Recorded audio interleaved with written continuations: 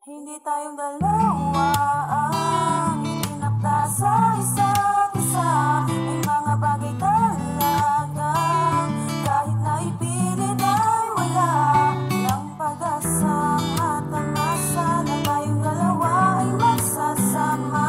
Di na sana nagkakilala, tayo lang ang masasaktan. Masakit man na tanggapin, ngunit kailangan mapakawalan ang panandali, ang kasiyahan. Dahil hindi nga po pwede, mas maigi nang mabali bawat mga sandali. Dahil kailangan kong pumili, ikaw bang nagpahiram sa akin ng saya, o siya bang tunay na sa'kin nagpapahalaga? Kailangan magpasya habang maaga-aga pa. Huwag nang hintayin ang araw na lahat ay mawala ng isang iglap. Sa pagkakamaling ginuhit, mabura lahat ang aming inukit na pag-ibig.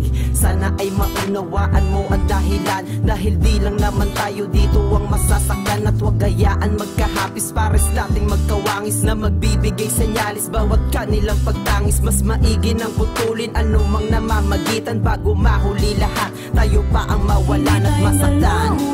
Ang itinakda sa isa't isa. May mga bagay talagang kahit na ipilit ay wala ng pag-asang matamasa na tayong dalawa ay magsasama.